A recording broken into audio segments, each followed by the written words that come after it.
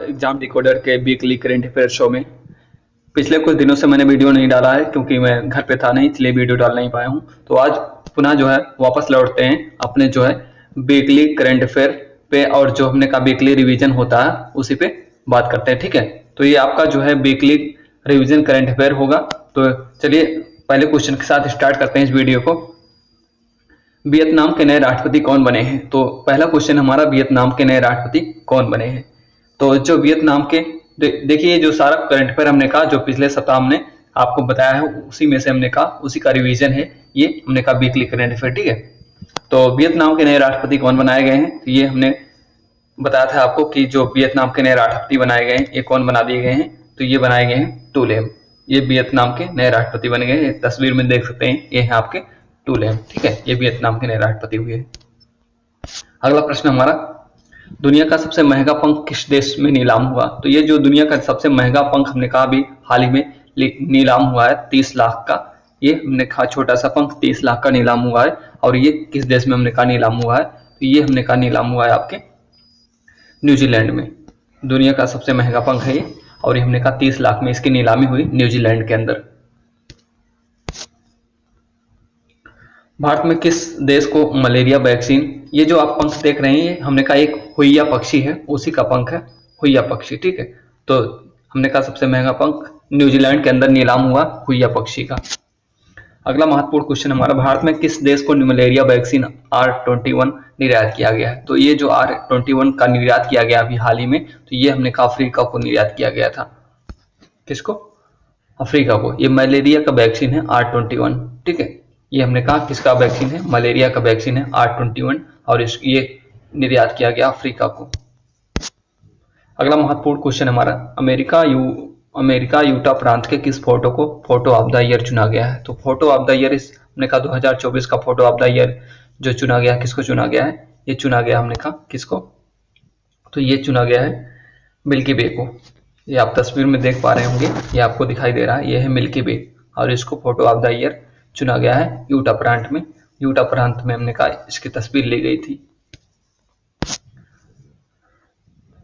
अगला है हमारा, MDH और एवरेस्ट मसालों में कौन सा विषाक्त तत्व पाए जाने की संभावना की गई थी, जिसके कारण हमने कहा हांगकांग वगैरह, थाईलैंड वगैरह देशों में हमने कहा MDH और एवरेस्ट मसाला को जो है बैन कर दिया गया था। तो हमने कहा इसमें जो विषाक्त पदार्थ पाए जाने की संभावना की गई थी वो कौन सा विषाक्त पदार्थ था? तो वो था हमने कहा एथिलीन ऑक्साइड। तो एथिलीन ऑक्साइड पाए जाने की संभावना की गई थी, बाद में जिसको हमने कहा फिर से हमने कहा MDH और मसाला को क्लीन चिट मिल गया है, और ये फिर से हमने कहा बाजार में चलाए जा सकते हैं। अगला क्वेश्चन हमारा, ईरान के नए राष्ट्रपति कौन बने हैं? तो ईरान के जो नए राष्ट्रपति बने हैं ये कौन बने हैं? मोहम्मद सालेह, मोहम्मद मुखबर, यामी आखिल अर्दोगन, इब्राहिम रईसी। तो हमने कहा जो ईरान के नए राष्ट्रपति चुने गए हैं, बनाए गए हैं, वो कौन बनाए गए हैं? मोहम्मद मुखबर, ये ईरान के नए राष्ट्रपति हुए हैं, ठीक है। अगला महत्वपूर्ण हमारा क्वेश्चन है, भारत चैट जीपीटी ने अपना किस नाम से AI मॉडल लॉन्च किया है? तो भारत चैट जीपीटी ने अपना किस नाम से AI मॉडल लॉन्च किया है? तो उसका नाम है हनुमान। आप तस्वीर में देख रहे होंगे, ये हनुमान चैट जीपीटी AI है भारत की तरफ से। हनुमान याद रखिएगा, पूछा जा सकता है, क्योंकि हमने कहा जो AI के बहुत सारे मॉडल लॉन्च किए जा रहे हैं, तो ये AI का हमने कहा ये जो पूरा सिस्टम चल रहा है तो इसमें पूछे जाने की संभावना इसकी ज्यादा है। HIV एड्स के वैक्सीन का सफल परीक्षण किस देश ने किया है? तो HIV एड्स के वैक्सीन का जो सफल परीक्षण अभी हाल ही में किया गया था, तो ये अमेरिका के द्वारा किया गया था। HIV एड्स का हमने कहा वैक्सीन का सफल परीक्षण किसने किया? अमेरिका ने किया। अगला क्वेश्चन है, फबेक्सा टेक्सटाइल एग्जीबिशन का आयोजन कहाँ किया गया?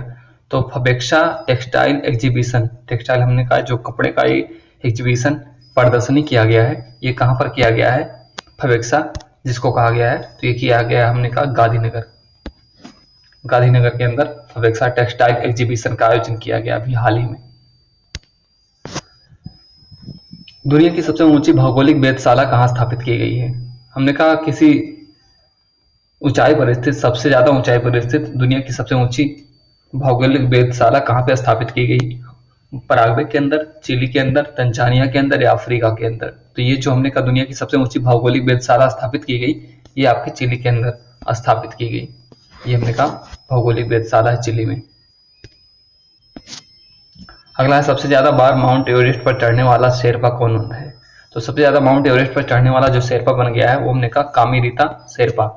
ये हमने कहा सबसे ज्यादा माउंट एवरेस्ट पर चढ़ने वाले व्यक्ति बन गए हैं। ठीक है, कामिरीता शेरपा ये बन गए हैं सबसे ज्यादा माउंट एवरेस्ट पर चढ़ने वाले व्यक्ति। मिस पिंक नेपाल कौन बनी। तो इस बार हमने कहा जो मिस पिंक नेपाल बनी है ये कौन बनी है, Anmol Rai, miss pink Nepal. Mount Everest पर चढ़ने वाली सबसे कम उम्र की महिला कौन बन गई है। तो माउंट एवरेस्ट पर सबसे कम उम्र में चढ़ाई करने वाली महिला कौन बन गई है, ये बन गई है आपकी काम्या कार्तिकेयन। ठीक है, तो काम्या कार्तिकेयन हमने कहा सबसे कम उम्र में माउंट एवरेस्ट पर चढ़ने वाली महिला बन गई। 13 साल की उम्र में ये हमने कहा माउंट एवरेस्ट को फतह की है, 13 साल की उम्र में। हाल ही में विश्व जल मंच का आयोजन किस देश में किया गया। तो जो इस बार विश्व जल मंच का आयोजन किया गया ये इंडोनेशिया के अंदर किया गया। किस देश के अंदर विश्व जल मंच का आयोजन किया गया, इंडोनेशिया के अंदर। अगला है बिना ऑक्सीजन के माउंट एवरेस्ट पर चढ़ने वाले सिरबाज खान किस देश के हैं। देखिए जब माउंट एवरेस्ट पर कोई जाता है तो अपने साथ ऑक्सीजन का सिलेंडर लेके जाता है, लेकिन हमने कहा बिना ऑक्सीजन के माउंट एवरेस्ट पर चढ़ने वाले व्यक्ति कौन बने गए हैं, सिरबाज खान। और सिरबाज खान किस देश के हैं, तो ये हमने कहा पाकिस्तान के हैं सिरबाज खान। बिना ऑक्सीजन के माउंट एवरेस्ट पर चढ़ने वाले व्यक्ति बन गए हैं सिरबाज खान। अगला क्वेश्चन हमारा, हाल ही में दूषित रक्त घोटाला की घटना किस देश में घटित हुई। तो जो दूषित रक्त घोटाला की घटना घटित हुई है ये आपके कहाँ पर घटित हुई है, ये ब्रिटेन के अंदर घटित हुई, जिससे हमने कहा बहुत सारे बच्चों की जान गई थी। दूषित रक्त घोटाला, तो दूषित रक्त उनको चढ़ा के दिया गया था, तो ये कई बच्चों की इससे मौत हुई थी, तो इसको कहा गया है दूषित रक्त घोटाला ब्रिटेन में। ठीक, अगला प्रश्न हमारा, जेनी एर्पनबेक और माइकल हॉफमैन को मैन बुकर पुरस्कार किसके लिए दिया गया है। तो जो 2024 का मैन बुकर पुरस्कार इस बार दिया गया है जेनी एर्पनबेक और माइकल हॉफमैन को दिया गया है। और किसके लिए दिया गया है, कौन सी रचना है इनकी, तो इनकी रचना है कायरोस।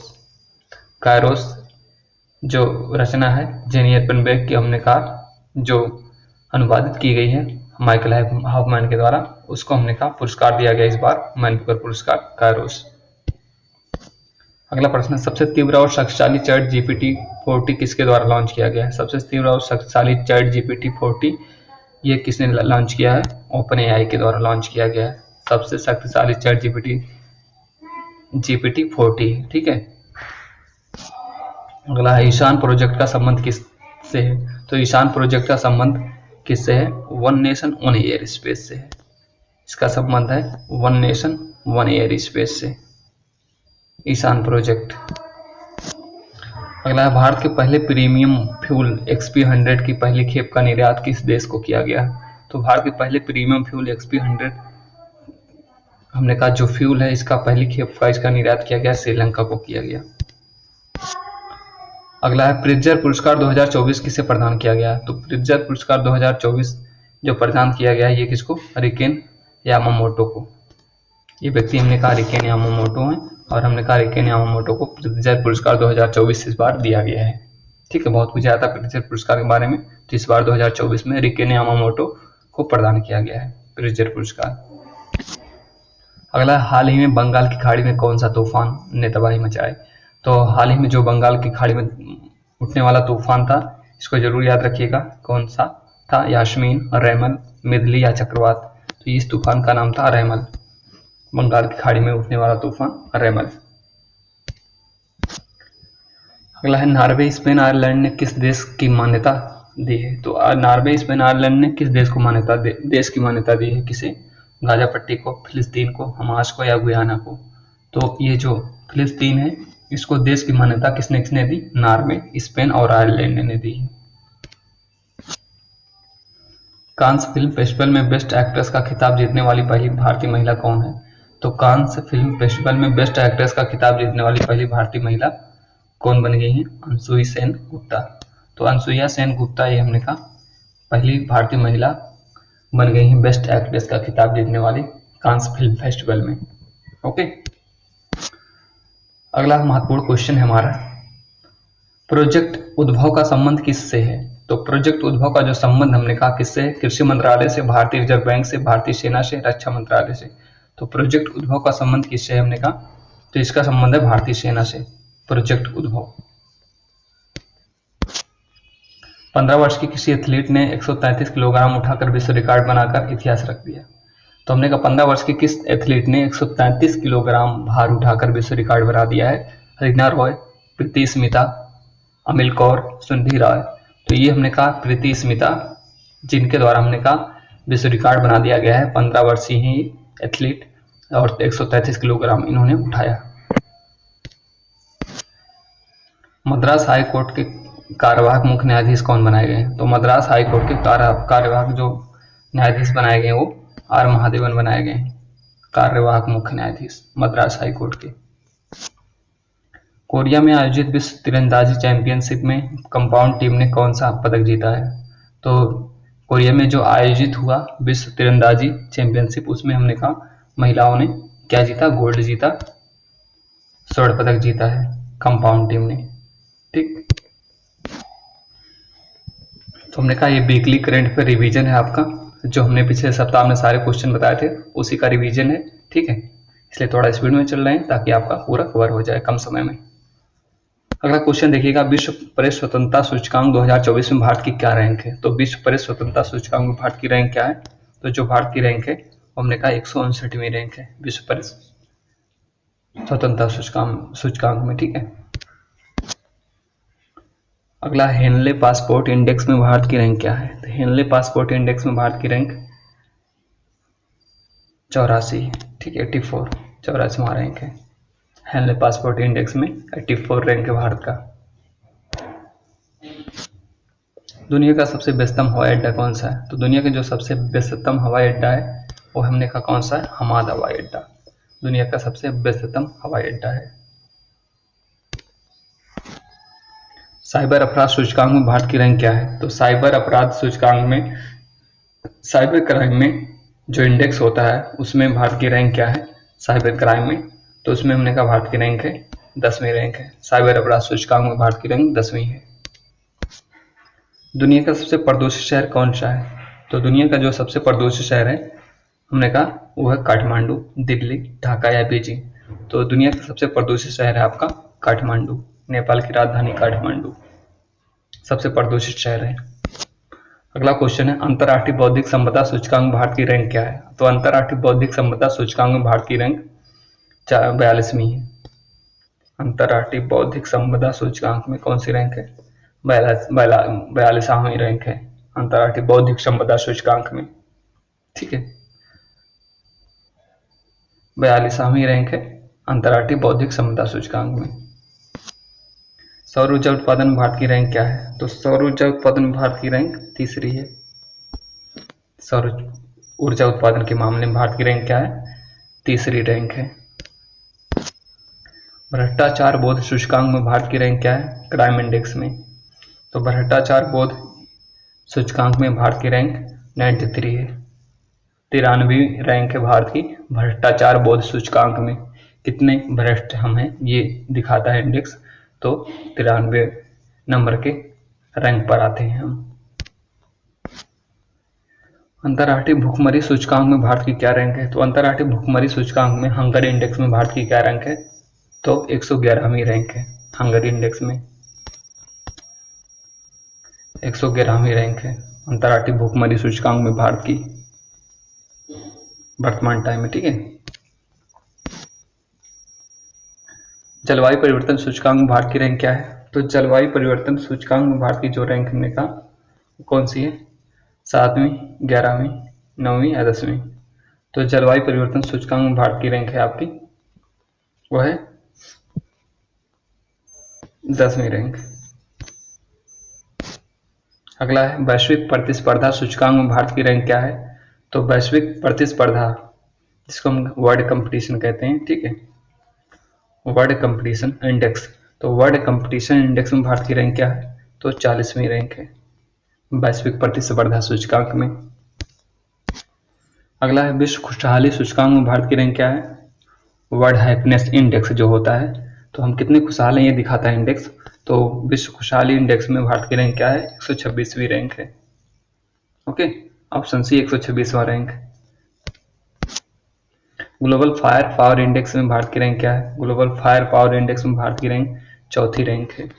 मतलब जो हमारी सैन्य शक्ति है, ये सैन्य शक्ति के मामले में किस नंबर पर आती है? तो चौथे नंबर पर आती है। तो चौथी रैंक हमारी।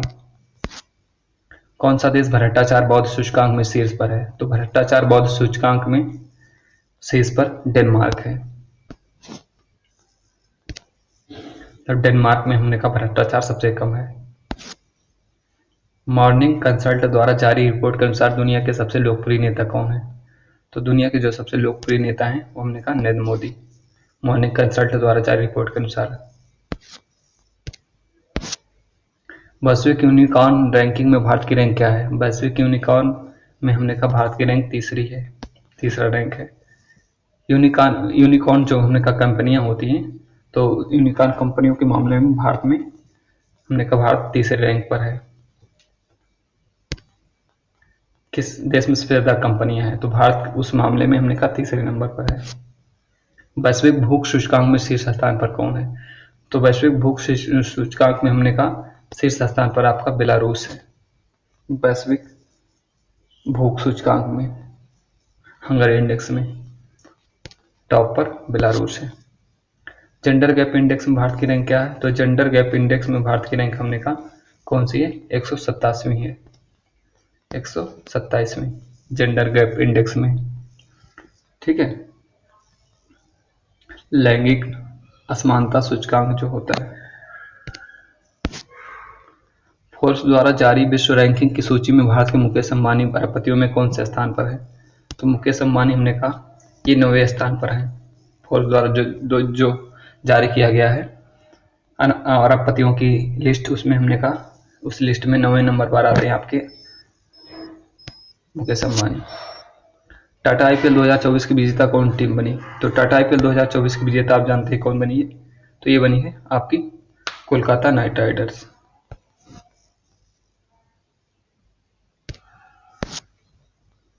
टाटा आईपीएल 2024 का फाइनल मैच कहाँ खेला गया? तो टाटा आईपीएल 2024 का final match Chapek stadium Chennai में खेला गया।